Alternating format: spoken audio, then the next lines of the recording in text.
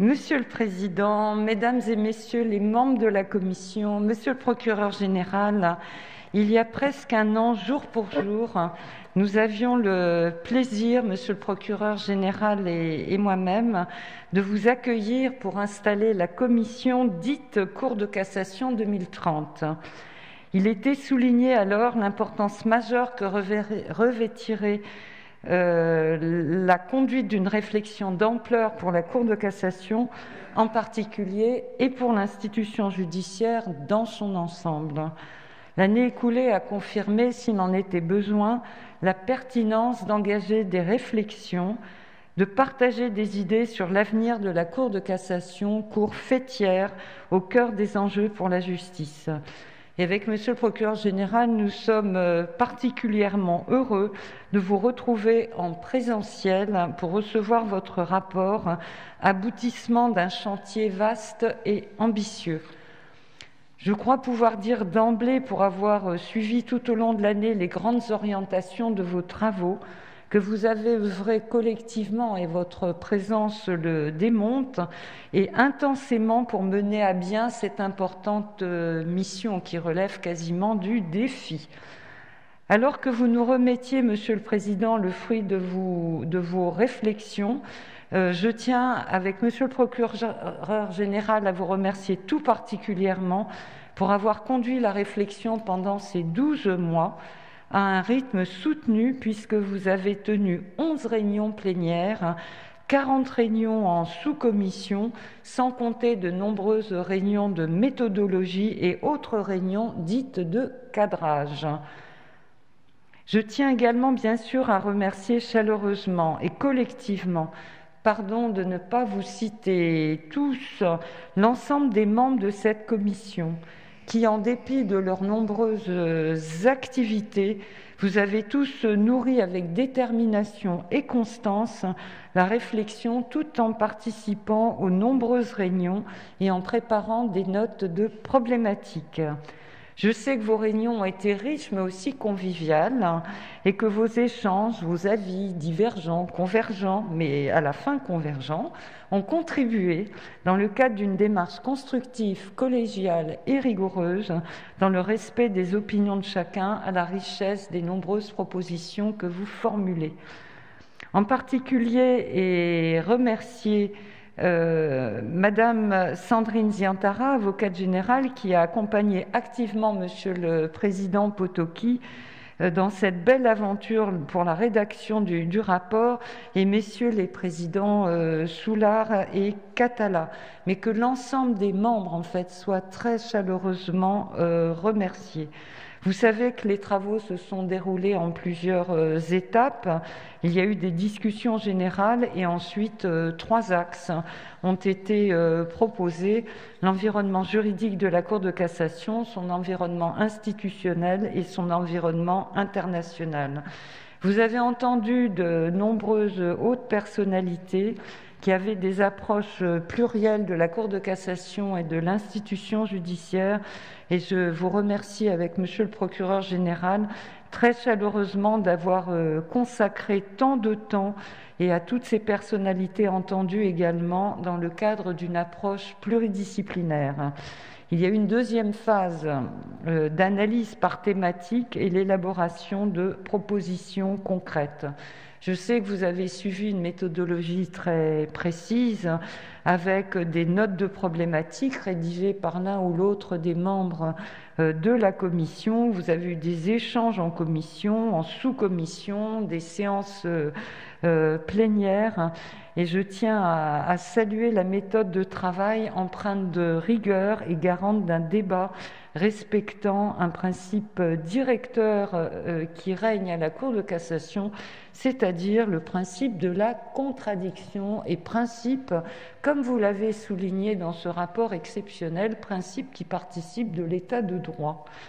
La dernière phase s'est ouverte, ça a été l'élaboration du rapport, et chacun a relu ensuite très attentivement ce rapport.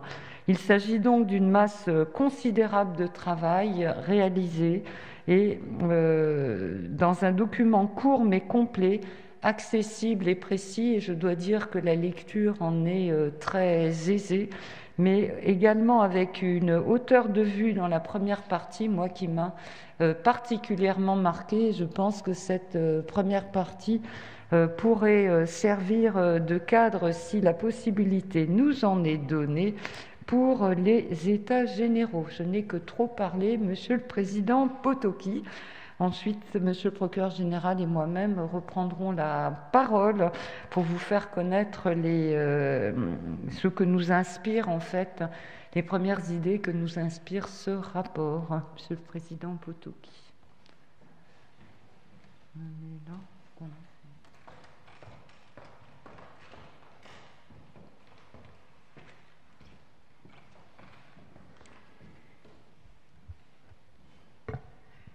Madame la Première Présidente, Monsieur le Procureur Général, j'ai du mal à réaliser qu'il y a déjà 1 an que, près de cette salle, vous nous avez confié les travaux que la Commission a traités pendant toute cette année. Je peux vous le dire maintenant, j'étais alors dans l'état d'esprit de l'alpiniste qui, du fond de la vallée, contemple avec un certain vertige la face nord du sommet qu'il doit escalader. L'aventure a été rude, passionnante et féconde. En mon nom et au nom de tous les membres de la Commission, je veux vous remercier pour l'ampleur de la mission que vous nous avez donnée et pour la confiance que vous nous avez accordée tout au long de nos travaux. Mes remerciements chaleureux, amicaux, profonds, vont bien sûr à tous les membres de la Commission. Collectivement, vous avez formé une équipe absolument remarquable, soudée, imaginative, complémentaire, respectueuse. Individuellement, chacun d'entre vous, avec ses talents propres, ses compétences, sa personnalité, a enrichi le travail collectif. Avec vous, j'ai appris, j'ai réfléchi, j'ai ri souvent, j'ai douté parfois, j'ai avancé toujours. Permettez-moi de dire un mot supplémentaire d'une contribution particulièrement précieuse. Transformer le bouillonnement de nos débats en un texte clair, cohérent, lisible et fidèle n'était pas une mince affaire. Cet achèvement n'aurait pas été possible sans la compétence, la rigueur, la puissance de travail, l'honnêteté intellectuelle que Sandrine Ziantara a mise en œuvre dans notre travail de co-rédaction. Chère Sandrine, pour ces semaines de travail commun, intenses, parfois ingrats, il faut bien le dire, mais réalisées de façon toujours solidaire et amicale, je t'exprime toute ma reconnaissance. La qualité de nos travaux doit également beaucoup au soutien que nous ont apporté les équipes de la première présidence et du parquet général sous la coordination de Nathalie Bourgeois-Deric. Nos demandes, parfois nombreuses, ont toujours reçu de leur part des réponses rapides, pertinentes et efficaces. Pour cela, un grand merci. De plus, et je tiens à le souligner, nous avons bénéficié de l'aide d'une équipe de stagiaires de grande qualité. Sacha, Ella, Jonas et Camille ont joué un rôle important, notamment dans la dernière phase de la mise en forme de ce rapport. Leur enthousiasme, leur disponibilité, et il faut bien le dire, leur maîtrise des outils informatiques que nous n'avions pas toujours, nous ont été particulièrement utiles. Enfin, je remercie Théo Dumonteil, l'infographiste de talent, qui, sous le contrôle vigilant de Guillaume Fradin, a réalisé cette très belle mise en forme du rapport. Mais ce rapport que nous avons produit tous ensemble, que dit-il vraiment? Ramené à l'essentiel, j'y vois pour ma part un double message adressé notamment à tous les magistrats de la Cour de cassation. Le premier est un message d'ouverture. Ouvrez-vous à ce qui vous entoure, qu'il s'agisse du monde lointain ou de vos partenaires tout proches. Pensez ces environnements comme le substrat même de votre travail. Trouvez-y matière à enrichir vos propres débats. Faites-vous connaître et comprendre. Suscitez et acceptez les regards extérieurs sur votre action pour progresser toujours. Le second est un message de responsabilité. Avec d'autres, mais à une place éminente, vous êtes gardien des valeurs qui fondent notre démocratie. Évidemment, il ne s'agit pas d'une incitation à des engagements partisans ou à des intrusions illégitimes dans les compétences des responsables politiques. Mais le droit ne se réduit pas à une technique. L'évolution du monde et des ordres juridiques place de plus en plus souvent la Cour de cassation en position d'interprétation créatrice et de choix entre des valeurs fondamentales. Bien sûr, la Cour doit répondre de façon satisfaisante à tous les pourvois, même les plus simples, ce qu'elle fait actuellement.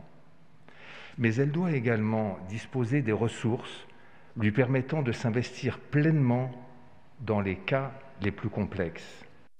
Il faut qu'elle puisse consacrer à ses affaires, qui déterminent son image et celle de la justice tout entière, une réflexion approfondie et ouverte, puis rendre des arrêts motivés de façon complète, claire et précise, ensuite diffusés et expliqués au plus grand nombre. Alors, en France et au-delà, la Cour de cassation sera pleinement connue et reconnue. Peut-être même, sans l'avoir revendiquée et sans l'inscrire à son fronton, sera-t-elle perçue par beaucoup comme une Cour suprême. Madame la Première Présidente, Monsieur le Procureur général, toute la Commission vous remet ce rapport avec fierté et confiance. Fierté du travail accompli, confiance qu'entre vos mains, il contribuera à l'avenir de la Cour de cassation.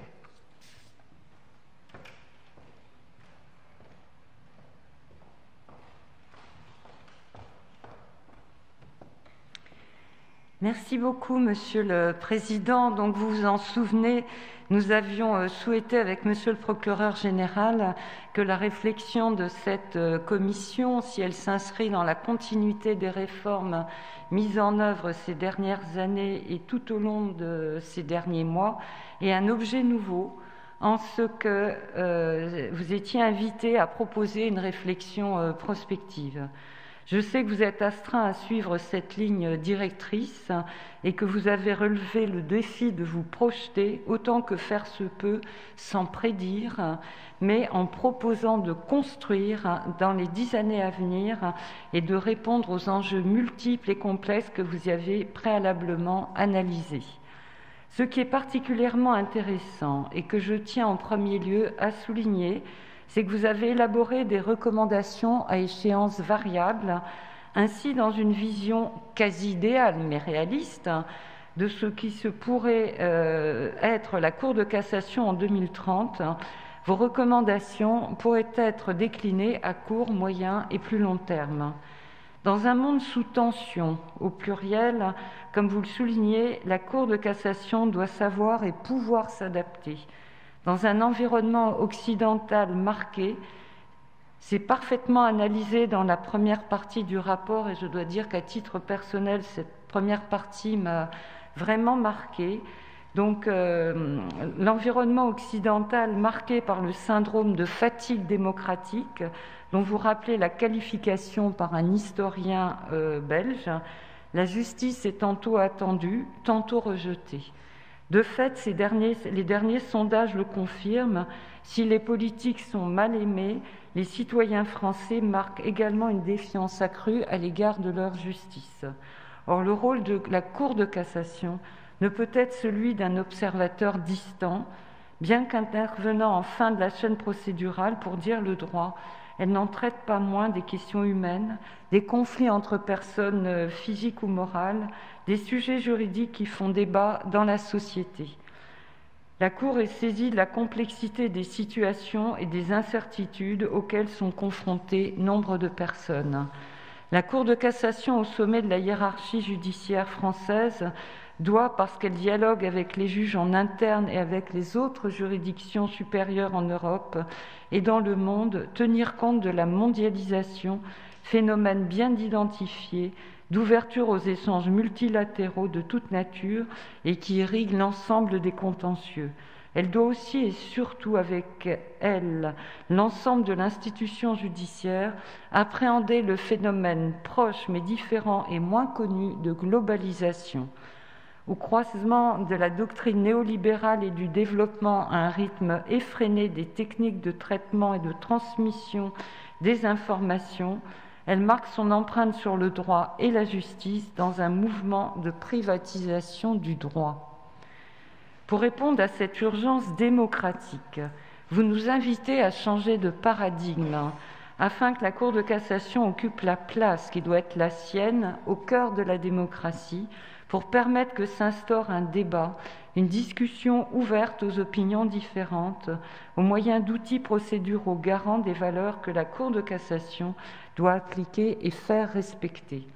Je vous remercie d'avoir resitué très précisément vos propositions dans ces environnements visés par la lettre de mission.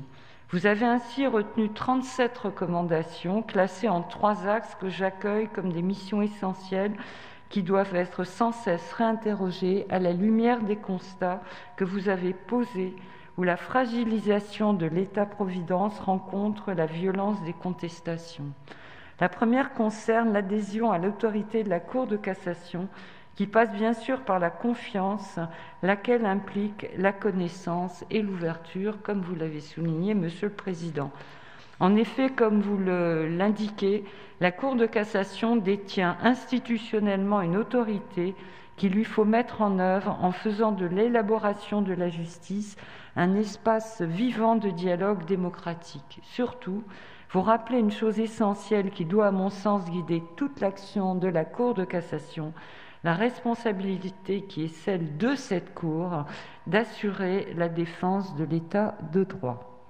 Les réformes menées au sein de la Cour de cassation ces dernières années ont déjà œuvré dans le sens d'une meilleure appropriation, tant par les professionnels du droit que par les citoyens, des décisions de la Cour de cassation. Cependant, la démarche agile que je souhaite insuffler conduit à sans cesse interpeller les méthodes de travail déjà réformées dernièrement, style direct, motivation développée, circuit différencié.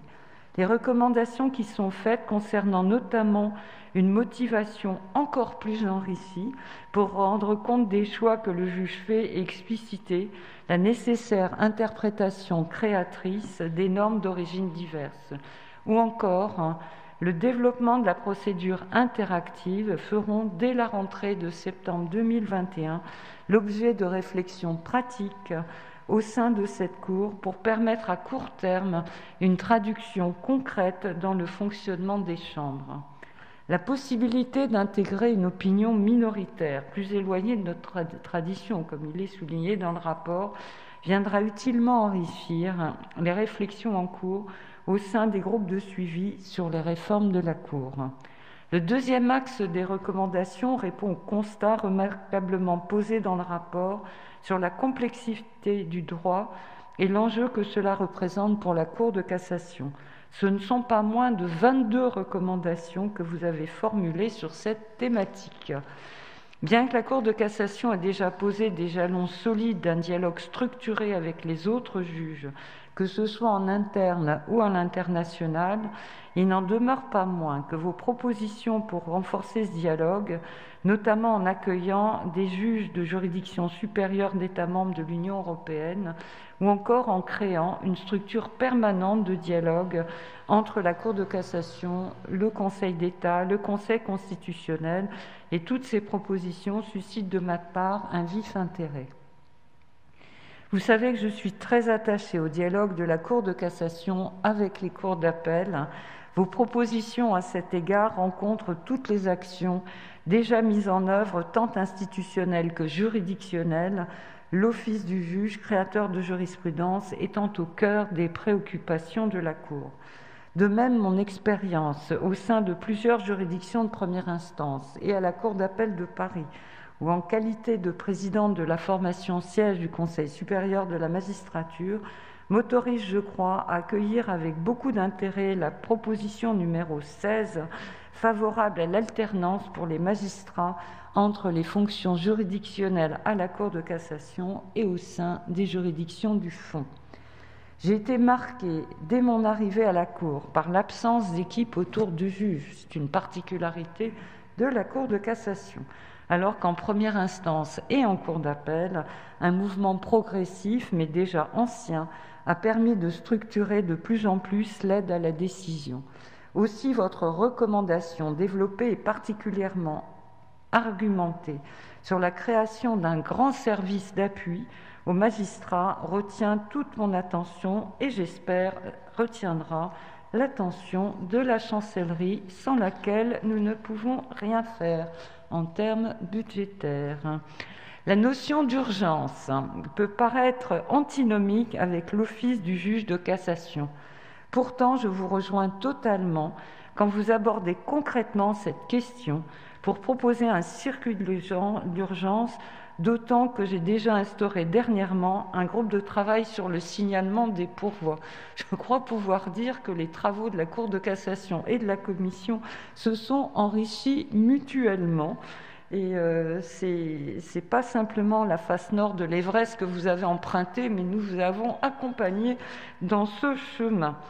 Enfin, vos dernières recommandations s'attachent à rendre la Cour de cassation plus visible, plus intelligible, plus accessible. Et je serai particulièrement attentive à ces propositions dont l'actualité n'échappe à personne, même si les constats partagés ne sont pas nouveaux. Vous avez eu le courage de faire des recommandations innovantes, voire disruptives, sur lesquelles il y aura des débats au sein de la Cour. Comme vous, j'attache une importance toute particulière à la communication, qui constitue sans aucun doute le défi majeur que doit relever la Cour de cassation pour asseoir sa légitimité, même si elle a déjà entrepris des évolutions à ce titre. Comme vous l'avez compris, il m'importe que certaines de vos recommandations puissent se traduire rapidement dans des évolutions concrètes. D'autres, tout aussi intéressantes, vont susciter des débats internes et en externe, notamment lorsqu'elles impliquent un dialogue budgétaire. En conclusion, je vous remercie tout particulièrement pour ce travail colossal, réussi réalisé dans un temps particulièrement court, et nous partageons avec Monsieur le procureur général la volonté que ce rapport ne soit pas un rapport de plus et soit véritablement utile pour l'avenir de la Cour de cassation, ce que je crois vivement. Monsieur le procureur général.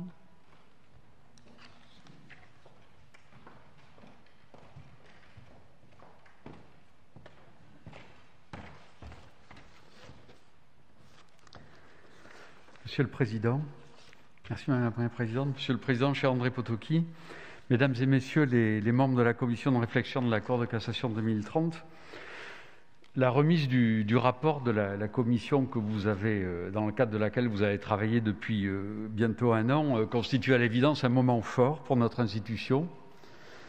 Dans un contexte de défiance et de tension forte, c'est évident, marqué par une remise en question quasi permanente de l'institution judiciaire dans son ensemble, votre rapport propose, avec beaucoup de méthode et de clarté, une hauteur de vue vis-à-vis de ce contexte, tout en l'intégrant pleinement dans ses réflexions.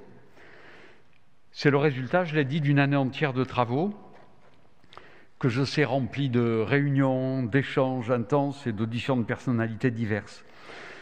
Je voudrais donc adresser tous mes remerciements à vous, bien sûr, Monsieur le Président, qui avez dirigé ce groupe de travail empreint de la volonté d'ouvrir la voie à des propositions aussi novatrices que concrètes, qu'à l'ensemble des membres de la Commission qui ont travaillé avec vous et à qui j'adresse mes remerciements les plus sincères pour la très grande qualité de vos réflexions et de votre travail.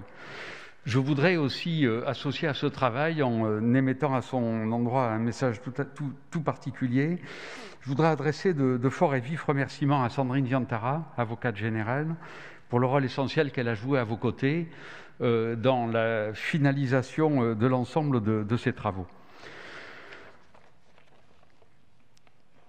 Je voudrais aussi vous remercier pour votre très grande efficacité. Je n'ose parler d'adaptabilité en termes de rythme de travail, puisqu'il faut quand même le souligner, face à un travail aussi conséquent. Le phénomène le plus courant est plutôt de se trouver face à des retards dans les remises de rapports. Vous n'avez pas été en retard, vous avez été en avance, puisque vous êtes parvenu, et il faut le souligner, à finaliser un rapport très complexe pour le remettre 2 mois avant la date qui avait été prévue. C'est à mettre, je crois, au crédit d'un investissement sans faille de votre part, mais aussi de l'ensemble des membres de la Commission. Monsieur le Président, la lettre de mission qui vous avait été adressée par Madame la Première Présidente et moi-même le 23 avril 2020 mentionnait la nécessité de ne pas considérer la Cour de cassation de façon isolée, mais bien de la replacer dans un ensemble de phénomènes reliés entre eux et interdépendants.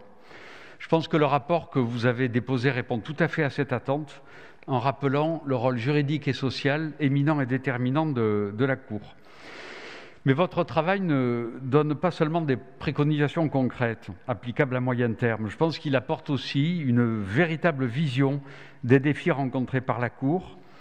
Je pense en effet qu'en prenant position sur des sujets aussi divers et variés que le dialogue des juges, l'introduction de l'opinion séparée intégrée, le traitement des affaires exceptionnelles par une nouvelle procédure ouvrant encore plus la Cour sur l'extérieur, ou encore la création d'un observatoire des litiges judiciaires permettant de renforcer cette dimension indispensable de prévisibilité du droit, votre rapport présente effectivement un apport qui est tout à fait dense et tout à fait unique.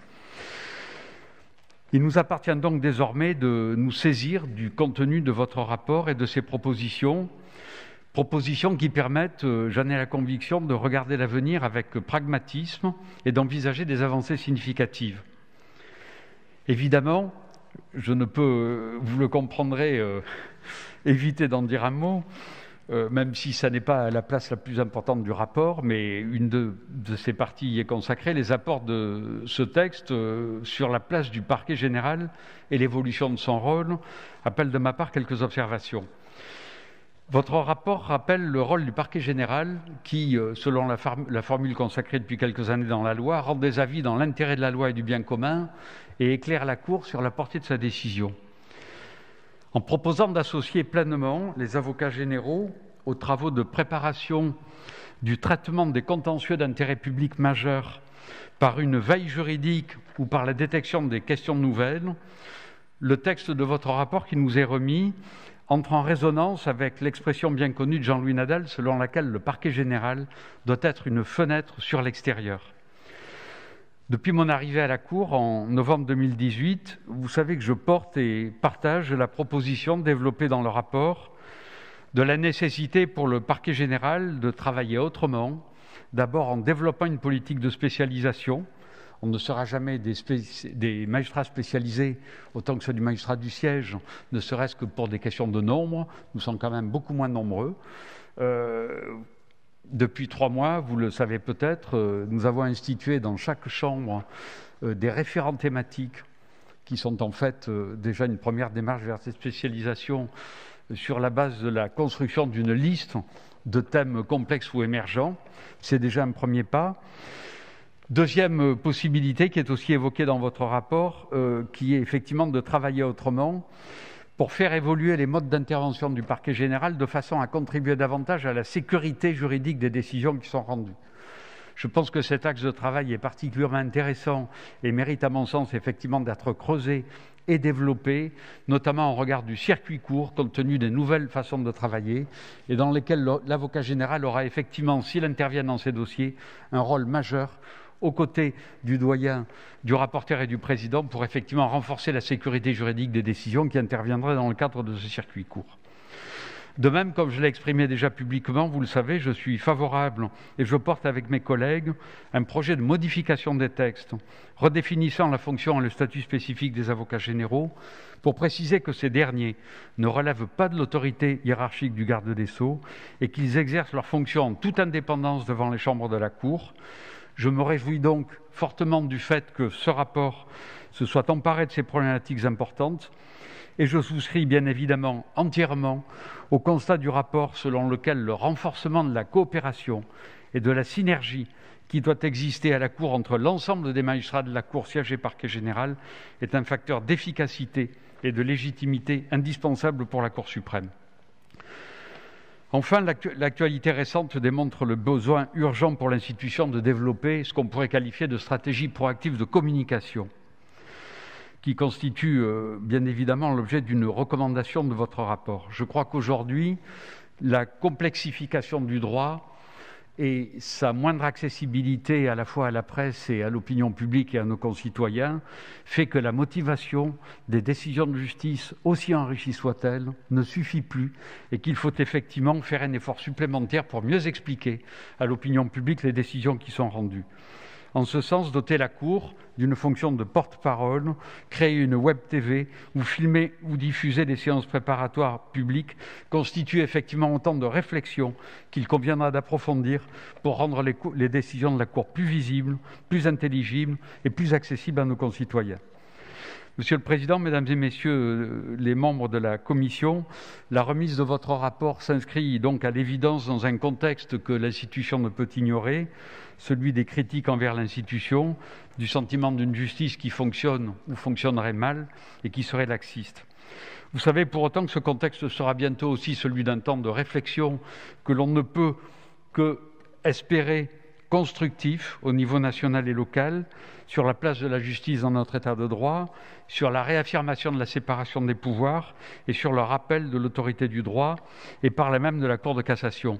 Les états généraux de la justice qui se tiendront donc prochainement au cours des prochains mois doivent donc en effet être aussi l'occasion d'affirmer spécifiquement la place et le rôle de la Cour de cassation en tant que gardienne du droit et des libertés individuelles.